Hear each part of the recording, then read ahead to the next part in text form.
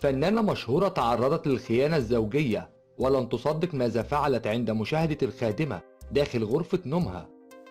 أثارت تصريحات الفنانة إيناس النجار حول تعرضها للخيانة جدلا واسعا عبر مواقع التواصل الاجتماعي، بعدما لفتت إلى أن تلك الخيانة تسببت في تحطيمها نفسيا، وتحديدا بعد عام من وفاة والدها، حيث كان رحيل الأب أول العوامل المؤدية إلى كسرتها. وقالت كمان إيناس النجار إنها اتجوزت حد دخل قال لي عايزة اتجوزك، كنت في العشرين واتجوزنا 2014. وتابعت وقالت اتجوزنا بعد 3 شهور وكان في كتب كتاب في الجامع وعملت زواج معلن، وبعد كتب الكتاب حصلت مشاكل منه، اكتشفت انه بيخوني، وكان مرة اقل من شهر على كتب الكتاب وما كناش عملنا وقتها فرح ولا اتجوزنا، بعدها اتطلقنا.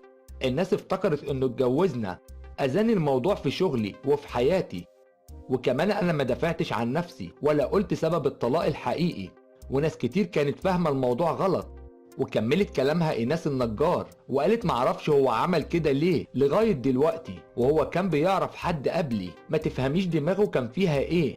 كنت بفكر ان هل ممكن يكون حد زقه عليا، او ممكن يكون كان عايز شهرة، وكان في شائعات كتير بعد طلاقي وانا ساكتة، لكن قلت هفضل ساكتة لامتى؟ لازم الناس كلها تعرف الحقيقة وتفهم الاسباب. إيناس النجار هي ممثلة تونسية ولدت في مدينة صفاقس، وكانت بدايتها من خلال ظهورها في فيديو كليب للفنان بهاء سلطان أغنية يا ترى، وبعد كده المخرج محمد النجار خدها معاه لتشارك في فيلم ميدو مشاكل، وبعد كده تكرر التعاون بينهم في أفلام مثل بحبك وأنا كمان وعلي سبايسي، ومن أبرز أفلامها كركر وأحاسيس وعزبة آدم، وكمان المسلسلات اللي شاركت فيها يتربى في عزه ومسلسل لعنة كارما بطولة الفنانة هيفاء وهبي سنة 2018.